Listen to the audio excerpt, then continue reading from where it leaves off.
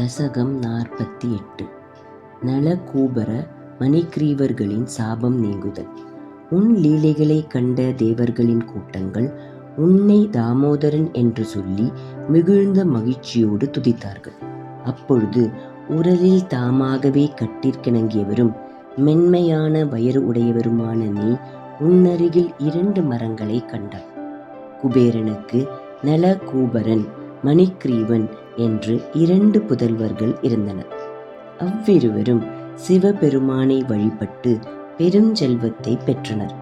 அதனால் செருக்கு மிகுந்திருந்தனர். உன்னிடம் பக்தி இல்லாமல் தவறான வழிகளில் நீண்ட காலம் விளையாட்டு பிள்ளைகளாகவே காலத்தை கழித்தனர்.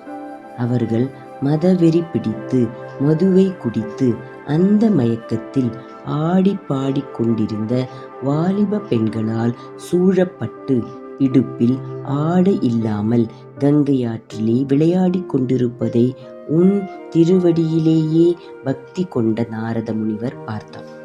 அவர்களை சூழ்ந்த அந்த பெண்கள் சாபத்திற்கு அஞ்சி ஆடைகளை எடுத்து உடுத்திக் கொண்டார்கள். அதை பார்த்தும் கூட மதுமயக்கத்தில் அறிவு இழந்த அந்த இருவரும் நாரதரை பொருட்படுத்தவே இல்லை. அதனை கண்ட நாரதர் அவர்களுக்கு உன் மீது பக்தியும் மன அமைதியும் கிடைக்க அவர்களை சபித்தார். மன அமைதி இல்லாதவருக்கு இன்பம் எப்படி கிடைக்கும்? நீங்கள் இருவரும் நீண்ட காலம் மருத மரங்களாய் இருந்து ஸ்ரீஹரியை கண்ட பின் உங்களுடைய பதவியை மீண்டும் அடையுங்கள் என்று நாரதரால் சபிக்கப்பட்டனர். அவர்களும் உன்னை காண ஆவல் கொண்டு கோகுலத்திற்கு அருகில் 2 மரங்களாய் பிறந்தார்கள். அந்த மருத மரங்கள் தோன்றி நீண்ட காலம் நின்று இருந்ததனால் வேர் அருந்து பலம் இழந்து இருந்தன. அவற்றின் அருகில் நீ களைப்பு இன்றி மெதுவாகச் சென்றாய். பின் அவற்றிற்கு இடையே புகுந்து செல்ல முயன்றாய். அப்பொழுது உன் இடுப்பில் கட்டப்பட்டிருந்த உரல் குறுக்காக தடுத்தது. அதனால் அந்த 2 மரங்களும் முறிந்து விழுந்தன.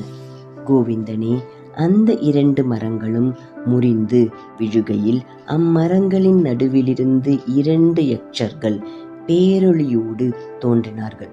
அவர்கள் உடனே தோத்திரங்களை கூறி உன்னை வழிபட்டார்கள். இந்த உலகில் மற்ற தேவர்களின் பக்தர்களும் இறுதியில் உன்னையே வந்து அடைவார்கள். அப்படியே ருத்திரனை வழிபட்டு வந்த இவர்களும் நாரதனின் அருளால் உன் திருவடிகளை அடைக்கலம் புகுந்தார்கள். மேலும் சிறந்த பக்தியையே வரமாகவும் பெற்று சென்றார்கள். பிறகு இடையர்களின் கூட்டம் மரங்களின் முறிவினால் உண்டாகிய பேரொலியை கேட்டு நடுங்கிக் கொண்டு ஓடி வந்தது. அப்பொழுது நந்தகோபன் வெட்கமுற்ற உன் தாயின் முகத்தை பார்த்தான். பின் அனைவரின் பந்தபாசம் என்னும் கட்டை அவிழ்த்து மோட்சத்தை அளிப்பவனான உன்னை உரலினின்று அவிழ்த்து விட்டான்.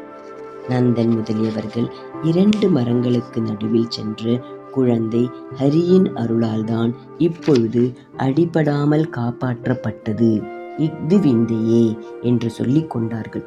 பின் உன்னை வீட்டிற்கு அழைத்துச் சென்றார்கள். குருவாயூரின் தலைவனே, அத்தகைய நீயே என்னை நோயினின்றும் காக்க வேண்டும். ஹரே ராமா ஹரே ராமா ராம ராமா ஹரே ஹரே, ஹரே கிருஷ்ணா கிருஷ்ண கிருஷ்ணா ஹரே ஹரே. நாராயண நாராயண நாராயண.